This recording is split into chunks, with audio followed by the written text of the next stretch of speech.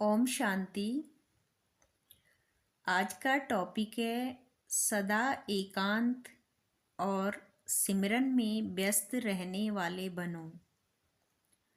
तो आइए समझते हैं कि सदा एकांत और सिमरन में व्यस्त रहने वाले हम कैसे बने।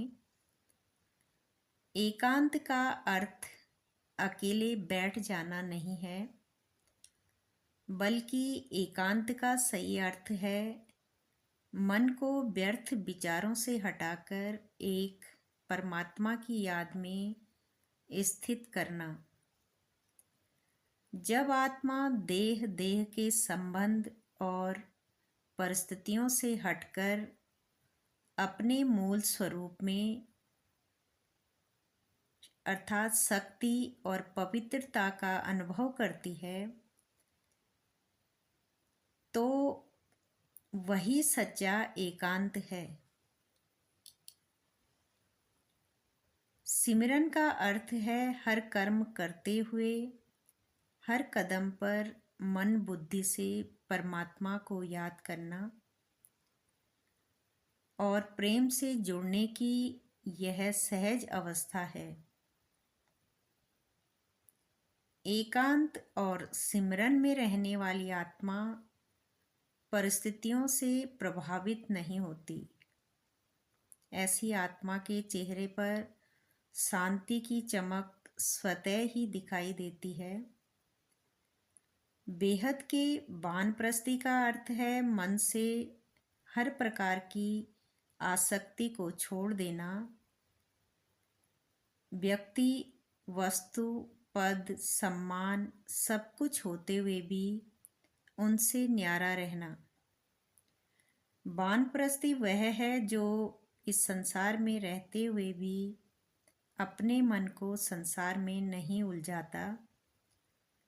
वह जानता है कि यह सब अस्थायी है, मुझे अब परमात्मा की याद में अपनी अंतिम कमाई जमा करनी है। जब आत्मा बेहद के वानप्रस्थी बनती है तो स्वाभाविक रूप से वह एकांत और सिमरन में व्यस्त रहने लगती है। अब उसे व्यर्थ बातें, व्यर्थ दृश्य और व्यर्थ संबंध आकर्षित नहीं करते। ऐसी आत्मा का संकल्प होता है अब हर श्वास के साथ बाबा की याद, हर कर्म बाबा की राय, हर कर्म में बाबा की राय।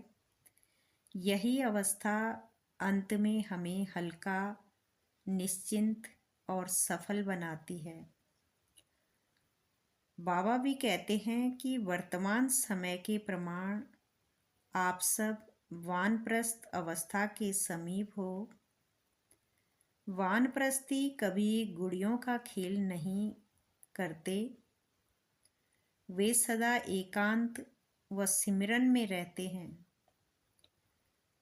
आप सब बेहद के वानप्रस्थी सदा एक के अंत में अर्थात निरंतर एकांत में रहो, साथ साथ एक का सिमरन करते हुए स्मृति स्वरूप बनो।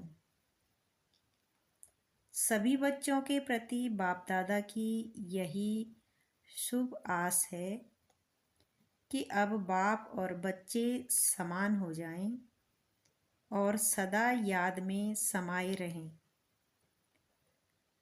समान बनना ही समाना है, यही वानप्रस्थ स्थिति की निशानी है।